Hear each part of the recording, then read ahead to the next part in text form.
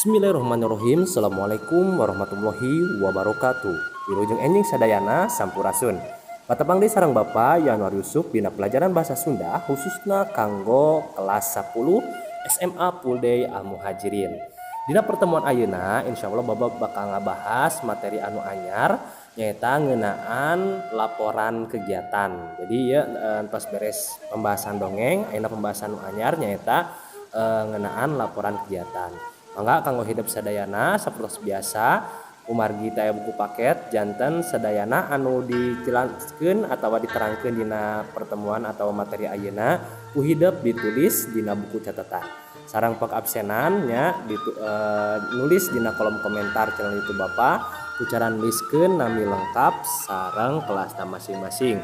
Sareng tadi catatanna nya syarat oge kanggo pengabsenan. Mangga disiapkeun buku catatan.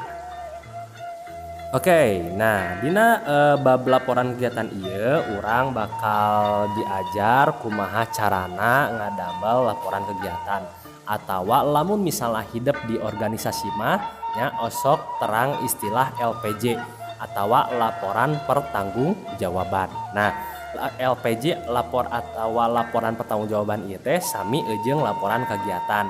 Jadi dina materi ieu hidup kedah apal poin-poin naon wae sih anu kedah aya dina laporan kegiatan atawa laporan pertanggungjawaban. Nah, satacan Bapak bakal ngabahas poin-poin naon wae anu aya dina laporan kegiatan, hidup kedah apal naon sih manfaat dina laporan kegiatan ieu. Nah, manfaat dina laporan kegiatan teh nyaeta anu paling penting mah nyaeta arsip mangrupakeun arsip organisasi.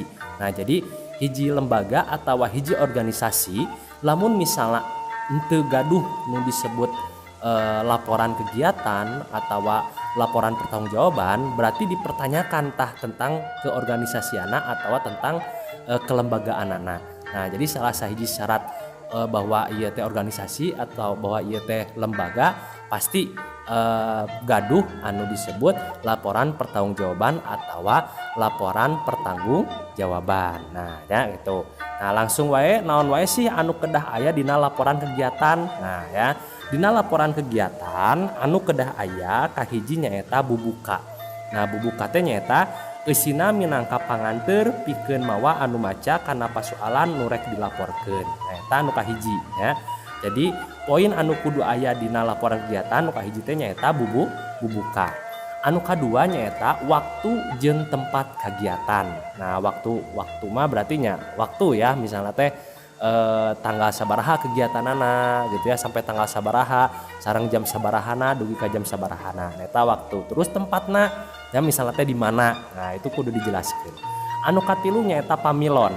Nah, pamilon teh maksudna teh peserta. Dina poin nu katilu ieu pamilon anu ngalaporkeun teh lebih ka jumlah total pamilon atau peserta. Contoh misalnya lamun dina OSIS, nah nya OSIS SMA aya kegiatan LDKS. Nah, dina laporan pertanggungjawabanna kudu aya jumlah peserta anu nyiringan teh aya sabaraha hiji. Nah, eta disebutkeun. Anu kaopat nyaeta waragad. Waragad teh nyaeta eusi ngadadarkeun ti mana meunang waragad, wincikan dipakena eta waragad serta jumlahna. Nah, maksudna waragad teh naon? Nyaeta anggaran biaya. Nah, nya kan lamun misalnya dina proposal ge aya pengajuan biayanya. Nah, dina LPJ atawa dina laporan kegiatan oge kudu aya si biaya eta teh entos kaangge naon wae. Nah, eta disebutkeun dina waragad. Anu kalima nyaeta pedaran kegiatan jeung hasil nu dicangking. Nah maksudna teh nyaeta melaporkan kegiatan yang sudah dilaksanakannya itu apa saja. Misalnya kegiatan ieu teh dilaksanakeun teh 3 hari. Nah, dilaporkeun hari pertama teh kumaha, hari kedua teh kumaha, jeung hari nu katiluna teh kumaha. Sesuai jeung fakta dina kegiatanana. Nah, eta dina poin nomor 5. Terus anu salajengna poin terakhir nyaeta poin panutup.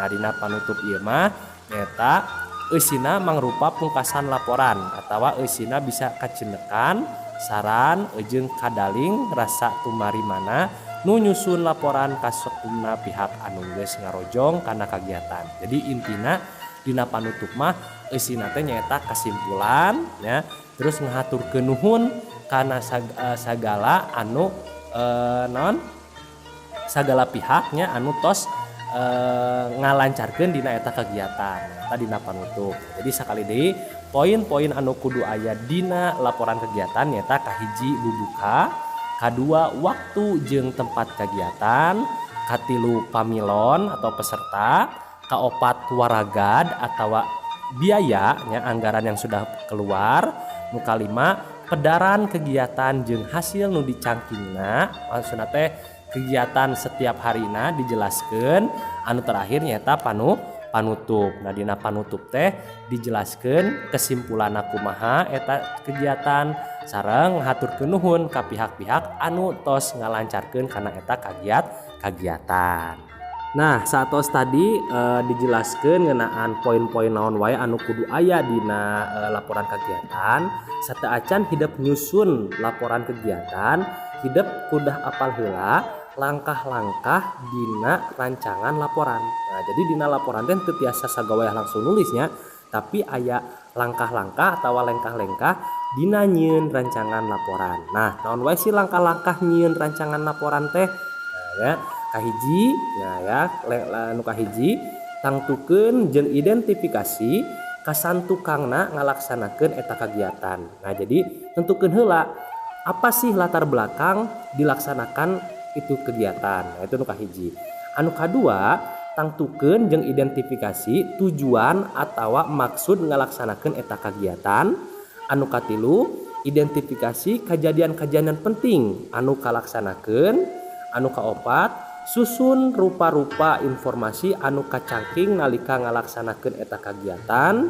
Anu kalima siapkeun data-data pangrojong ya, contohnya misalnya teh foto ya jeung sajabana. Nu terakhir nu kagenap nyaeta susun rupa-rupa informasi jadi hiji laporan anu ngaruntuy atawa sistematis. Nah eta panginten lengkah-lengkah dina nyieun rancangan laporan. Nah itu panginten dina pertemuan ayeuna nya hapunten bilih aya kelepatan sakali deui mangga kanggo hidup sadayana dicatat naon wae anu dijelaskeun tadi ya. Kanggo pengabsenan langsung ditulis di kolom komentar channel YouTube Bapak. Hatur nuhun kana paratosanana. Assalamualaikum warahmatullahi wabarakatuh. Sampurasun.